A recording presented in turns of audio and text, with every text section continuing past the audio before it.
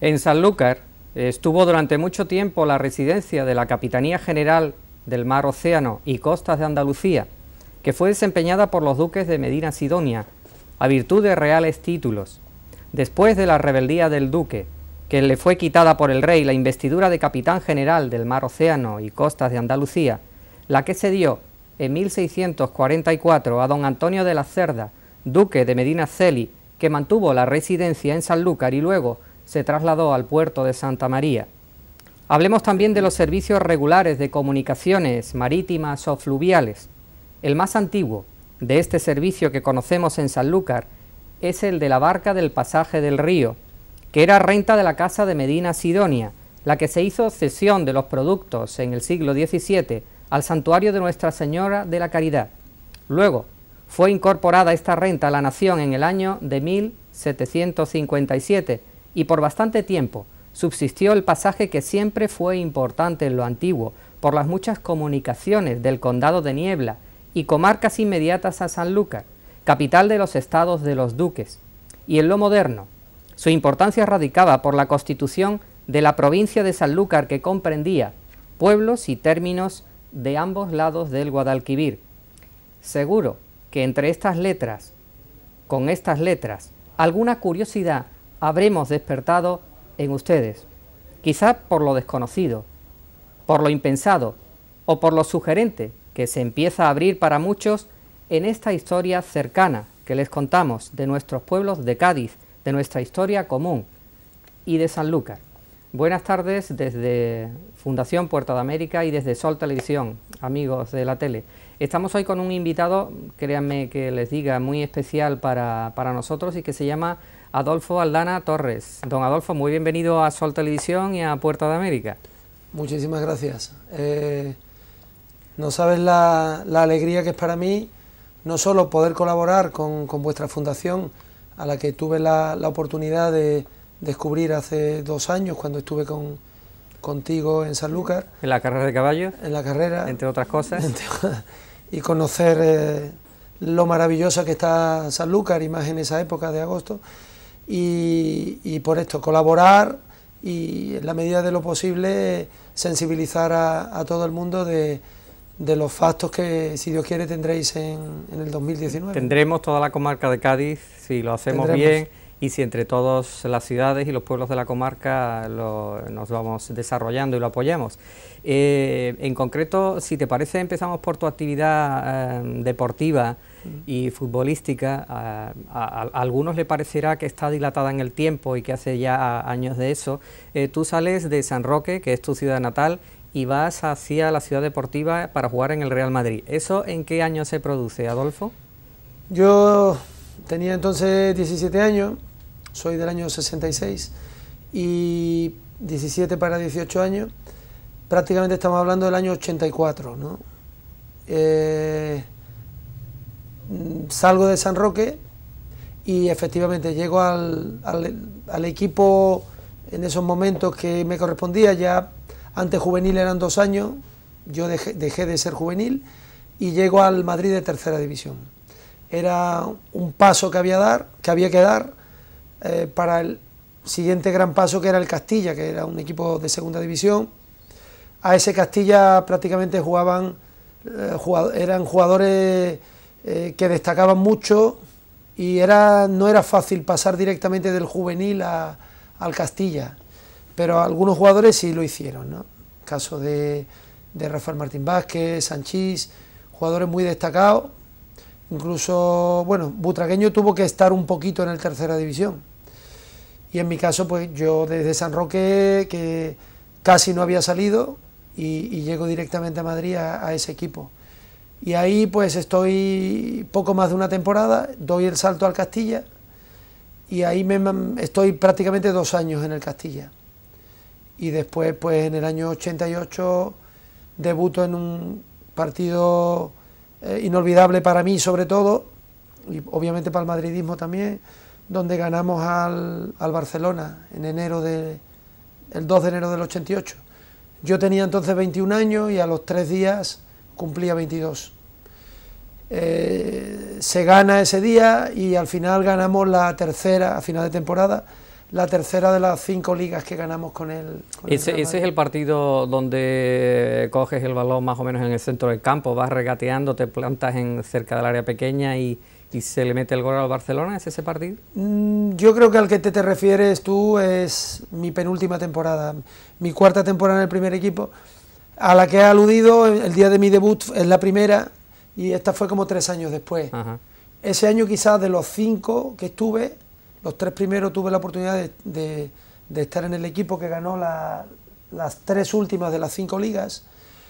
El 4º año no fue el mejor, quedamos terceros y fue un año peor. Y en el último año mío fue la primera liga perdida, desgraciadamente, en Tenerife. O sea que en 5 años pude hacerme con 4 títulos de liga, pero aquel Tenerife me privó a mí de ese último título, y ya de ahí me fui. ¿Y ese año que debutas en el Real Madrid, qué jugadores había, Adolfo?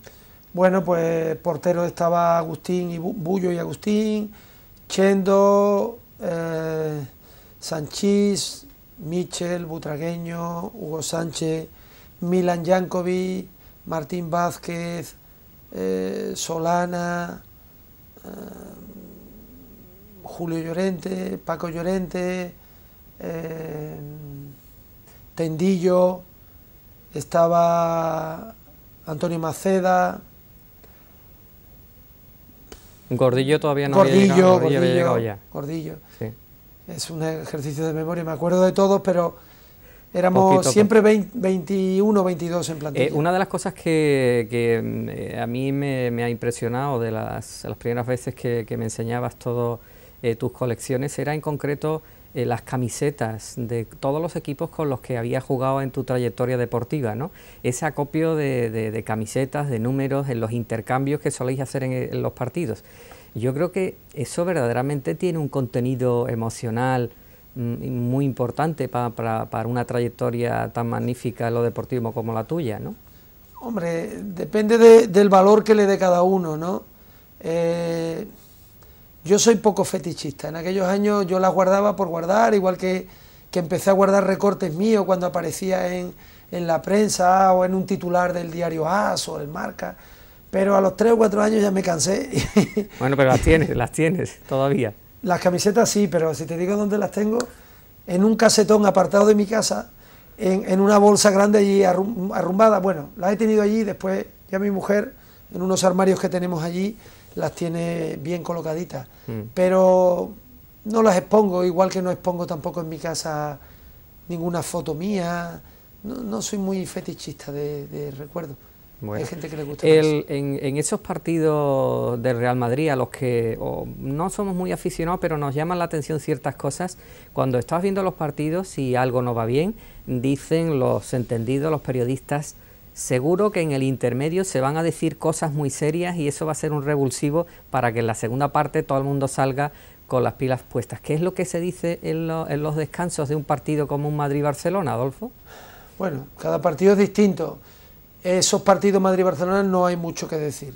No hay mucho que decir porque no necesitas una motivación extrínseca. Eso viene de dentro, del interior. Sí que es posible que las cosas no estén saliendo bien, o que el otro equipo haya estado muy acertado, te hayan hecho un gol y haya que reestructurar algunas cosas, ¿no? El encargado en este caso es el entrenador, a no ser que haya jugadores con un peso muy importante, que no suele pasar, ¿no? Jugadores que tengan tanto peso para ellos tomar decisiones. Normalmente es el entrenador el que saca a un jugador, cambia a otro y sobre todo palabras de motivación. Yo creo que un momento dado, chicos, hay que centrarse, hay que hacer las cosas de otra manera, somos capaces, vamos a intentar hacer esto, lo otro, lo demás allá. Y yo creo que el propio parón ya viene bien meditar, ¿no? Para aclarar ideas. Sí. Esto es como en el tenis, cuando está enrachado un jugador, pues a ver si le cortamos el ritmo, simplemente haciendo una cadencia en los saques. Sí. Y parando para pararle la racha, para intentar de alguna manera romper. Esto yo creo que viene bien, ¿no? En fútbol no se dan los tiempos muertos como en otros deportes y hay que aprovechar los descansos, pero bueno, milagros tampoco hay, y después hay Lo que sí hay mucho misterio, ¿no? Pero al final yo creo que las cosas son más normales. En aquella época, Adolfo, en algún momento tanto Emilio Butragueño como Michel pudieron tener más fuerza que el entrenador en algunas decisiones deportivas. Hombre, deportiva no lo sé. Deportiva dentro de lo que era el propio terreno de juego, en un partido en sí, entiendo que igual no tantos, pero sí que tenían mucha ascendencia, mucha fuerza, algo sobre el entrenador por el carisma que tenía, igual que Messi actualmente. A nadie se le escapa que Messi ha tenido mucho que ver en la contratación de Neymar. No de Neymar, del entrenador, ¿no? Del argentino. Sí. Y en aquellos tiempos ellos sí tenían también mucha influencia en Ramón Mendoza. Ramón confiaba mucho en ese triunvirato que eran Butragueño, Sanchís y Michel, y muchas decisiones les consultaba. Oye, ¿qué pensáis? ¿Que esto? ¿Que lo otro? ¿Cómo veis? Y él se dejaba, entre comillas, asesorar, no digamos tanto influir, pero asesorar en estas tres personas que eran tres capitanes. De hecho, hubo cierto lío, enfado por parte de Chendo, que era oficialmente el jugador más antiguo en debutar, sí, más antiguo que estos tres jugadores, compañeros, y en cambio el presidente de entonces no lo tenía tan en cuenta como a los otros como tres, los otros. ¿no? Bueno, se decían que eran como sus niños, sus ojitos derechos, y alguna reacción hubo entre ellas que Chendo pues quiso dejar la capitanía. Se sentía un poco con el herido en el amor propio, ¿no? Y en cuanto a la preparación física, ¿tú en algún momento pensaste que no se estaba entrenando con demasiada rigurosidad y que había demasiadas fotos o demasiadas intervenciones publicitarias y que a ti en concreto te merecía la pena entrenar por tu cuenta aparte de lo que se hacía en la Ciudad Deportiva? Hombre, yo considero, y más que en los tiempos de hoy, con un pensamiento mucho más sistémico, integrador, yo no creo en la preparación física fuera del contexto del propio juego, no creo exclusivamente en la técnica y en tantas otras cosas que se habla, con idea un poco de separar y de agregar, ¿no? Yo creo hoy, entiendo que todo está unido, que no tiene mucho sentido entrenar la preparación física fuera del propio sentido del propio juego, ¿no? Lo que sí es cierto que hay que entrenar, o se debería entrenar, como yo pienso, ¿no? Siempre en situaciones lo más real posible, lo más parecidas a situaciones reales de juego, obviamente con balón, con contrarios, con porterías, y sí que es cierto que ahí es donde el entrenador o el propio grupo tiene que marcar una intensidad, tiene que regular los tiempos, las intensidades, los espacios de juego, para que el futbolista mejore en todos los aspectos, ¿no? Es como si yo a la hora de educar a mi hijo voy disgregando cada parcela.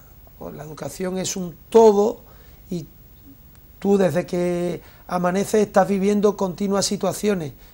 Tú como padre debes de ser un facilitador para que el niño mejore integralmente. Lo haga todo de manera homogénea y compacta. Integral. ¿No? Entonces, sí que es verdad que en determinados momentos tú necesitas priorizar ciertos aspectos, pero no somos meros facilitadores de esa Sí, pero yo también me ¿no? refería que como es un grupo, y en ese grupo tú has dicho que había personajes que tenían más o menos influencia pues en la directiva y en el presidente, a la hora de entrenar hay que hacer un esfuerzo, y ese esfuerzo pues a lo mejor hay determinados jugadores que dicen, pero yo no tengo que hacer todos los días este sacrificio, puesto que yo voy a jugar bien sí o sí.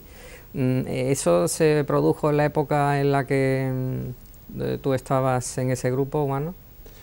No, yo creo que ahí cada entrenador tiene su método, su manera de entrenar, de concebir cómo sacar el máximo rendimiento al equipo, y los jugadores ahí yo no creo que no se deben de meter, ¿no? No es nada. Sí, por detrás uno dice, siempre estamos corriendo, sin balón, ¿no? Como antiguamente todavía más, ¿no? Se estilaba imagínate, el martes era el día de preparación física separado de todo, fuera del contexto, y te ibas más con el preparador físico y a correr, a hacer cuestas, a un parque o lo que fuese.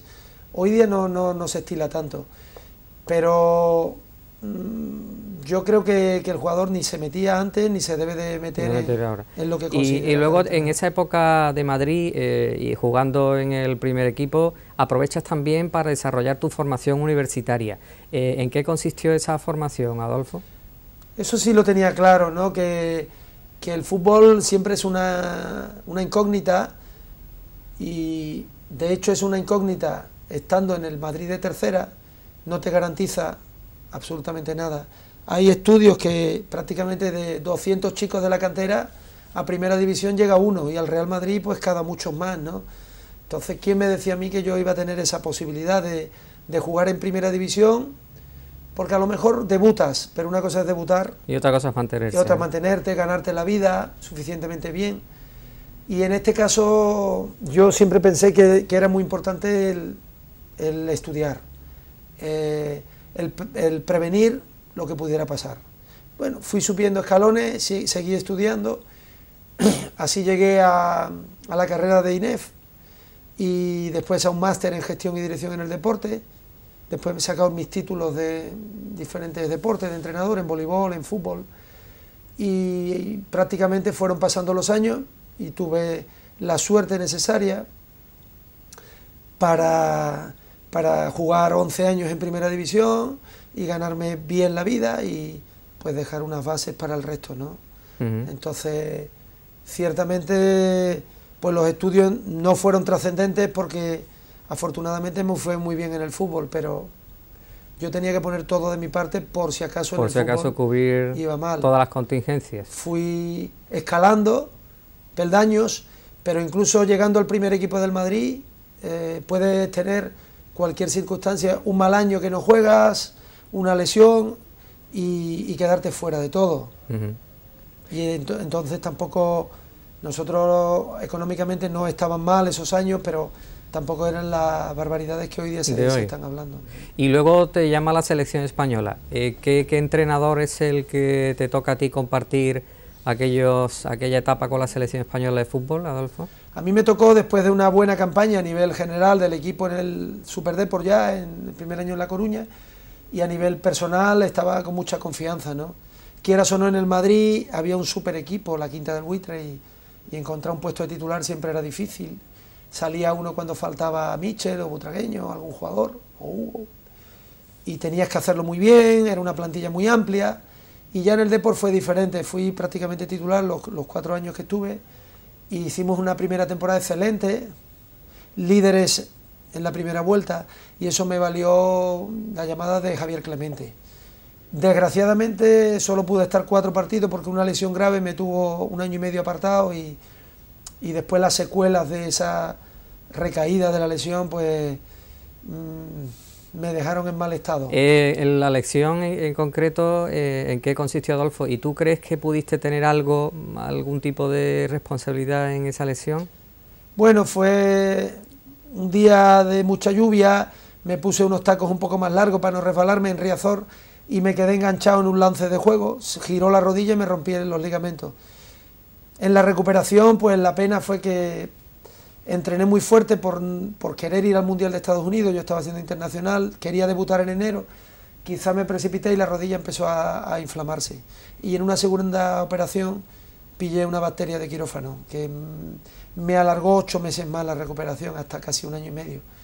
Volví a ser titular en el Depor, 2 años más, y después me fui al Español. Pero claro, ya quieras o no era lo mismo, ¿no? Ya los miedos, las inseguridades de la lesión, pierdes como el sitio, ¿no? Es como los toreros, y recuperar otra vez costó. De todas maneras, ¿tú crees que Camacho era el entrenador ideal para valorar a un jugador de extrema técnica o calidad como tú? ¿Era eso lo que a lo mejor buscaba ese entrenador o no? Gente de otro Camacho, tipo. obviamente no te equivocas, ¿no? igual que Javier Clemente. Ellos tenían un perfil de jugador, de entender el juego, un juego eminentemente más directo, sin muchos riesgos atrás, un poco la antítesis de lo que vemos ahora en el Barcelona, ¿no? Ese juego combinativo de hacer mejor al compañero, de dar un pase en las mejores condiciones. Aquí lo que se trataba es que el balón estuviera lo menos posible en tu área y lo más posible. Y tirar para adelante. Y obviamente mi educación, tanto en el Real Madrid, los 5 años, como los 4 en La Coruña, era un juego más combinativo. Tocar mucho el balón. Y claro, esos años en el Español, pues obviamente no fueron muy de tu gusto, ¿no? No fueron bien, volví a tener otra lesión, una fractura de un dedo del pie, y entre eso pues fue unos años no tan buenos. Y luego está la parte familiar, es decir, los jugadores pues hacéis más piña con unos que con otros, y las novias, las mujeres, las familias también van enganchando más unas con otras. ¿Cómo terminas haciendo tu vida de ocio familiar en el Real Madrid y en el Depor? Es decir, con las familias en el Real Madrid y con las familias en el Deportivo. Yo en mis años de inicio en el Madrid pues un poco alternaba con mis compañeros de INEF o amigos que vas haciendo y algún compañero con el que tienes más unión, ¿no? En ese caso unos son más hogareños, siempre van solo con la mujer, y bueno, yo tenía los más jóvenes, los de mi época en el Madrid, y por ejemplo en La Coruña el primer año salía mucho con Mauro Silva, los dos habíamos llegado juntos, edades muy parecidas, y posteriormente en La Coruña yo ya tenía otros amigos fuera del fútbol también, yo creo que como cualquier persona normal, ¿no? Y esa época de Madrid donde se tiene éxito, se juega en el Real Madrid, se es joven, se manejan muchos medios, recibes muchos halagos, muchas invitaciones. Adolfo, eso con cierta edad, ¿cómo se maneja? ¿Cómo se administra? Que pues, tengas tantos amigos y tanto el oído tan caliente. Así es, terminas de entrenar, entonces muchos aficionados, porque ahora no dejan gente allí, a la ciudad deportiva, no dejan ni pasar aficionados.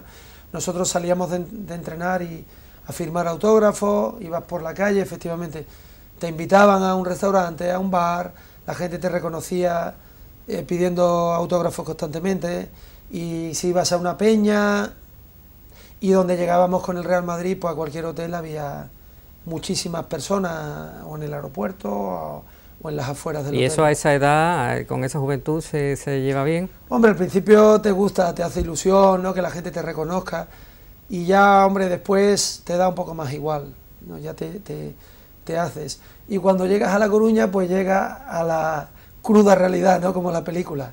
Ya el equipo, lo que es un Depor, no tiene la trascendencia del Real Madrid.